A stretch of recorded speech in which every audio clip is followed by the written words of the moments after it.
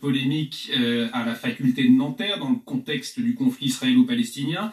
Une vidéo postée hier sur le réseau social X par le NPA Jeunes des Hauts-de-Seine. Plus de 50 étudiants se sont réunis pour discuter d'organiser le soutien au peuple palestinien et contre la colonisation menée par l'État d'Israël. Le groupe d'étudiants s'en prend ouvertement à Israël et défend le Hamas. Regardez. Salut tout le monde, on était plus de 50 aujourd'hui à la première réunion du collectif unitaire Palestine sur l'université, en soutien bien évidemment au peuple palestinien, contre ce nettoyage ethnique qui est en train d'être mis en place par l'État d'Israël, où on voit que l'État d'Israël il prend appui sur les attaques du Hamas et de la résistance palestinienne pour continuer leur entreprise de colonisation qui dure depuis 75 ans et pour commencer un réel nettoyage ethnique, mais aussi pour dénoncer la propre politique du gouvernement Macron qui à la fois réprime aujourd'hui les manifestations, les rassemblements, mais qui est un soutien inconditionnel à l'État d'Israël et qui est complice aujourd'hui des crimes qui sont commis par l'État d'Israël. Là, Macron il a annoncé qu'il proposait une coalition internationale, donc les mêmes moyens qui ont été mis en œuvre pour lutter contre l'État islamique, ben maintenant ils veulent mettre ça en œuvre contre le peuple palestinien. Alors nous nous sommes rendus justement cet après-midi à la faculté de Nanterre pour voir ce qu'en pensaient les étudiants, écouter leurs réponses. Je pense qu'ils ont un avis qui peut être très intéressant mais qui n'est pas toujours, voire même très rarement en accord avec la majorité des étudiants.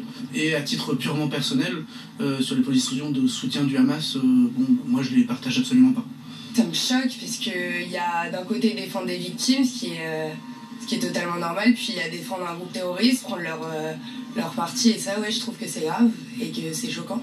Ils font des amalgames en défendant un groupe terroriste et oui c'est grave, donc ça dessert la cause. Évidemment ils ont peut-être, comment dire, dérapé sur le sujet. Je pense qu'en voulant défendre les Palestiniens ils sont allés trop loin dans leurs propos.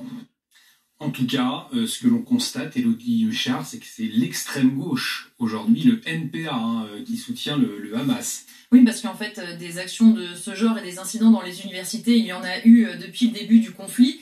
Et le gouvernement, en fait, note deux choses. D'abord, quand il regarde le profil précis des étudiants qui s'expriment, soit dans ce genre de vidéos, soit sur les réseaux sociaux, il regarde qu'en fait, le profil, ce ne sont pas des étudiants qui seraient radicalisés, mais plutôt qui viennent d'un milieu d'extrême gauche dans la quasi-totalité des cas. Et ce qu'il remarque aussi, c'est que depuis que dans les facs, les syndicats étudiants comme l'UNEF s'est beaucoup affaibli, c'est le NPA qui prend un petit peu le dessus avec des actions et des propos beaucoup plus violents. Et effectivement, le gouvernement quand même suit ça de près parce que des incidents comme ça dans les facs, il y en a eu beaucoup, il y en a eu tout de suite, avec à chaque fois cette volonté d'identifier rapidement les personnes qui sont à la manœuvre pour comprendre, d'où ça vient et quel est évidemment le profil des personnes qui diffusent ce genre de message. Alors c'est vrai que ce qui est étonnant, c'est que ce ne sont pas des personnes radicalisées qui portent ce message, ce soutien au Hamas, mais bien des jeunes de l'extrême gauche française, Louis Dragnel, qui sont d'ailleurs cette jeunesse qui est très présente dans les facultés aujourd'hui. Absolument. Et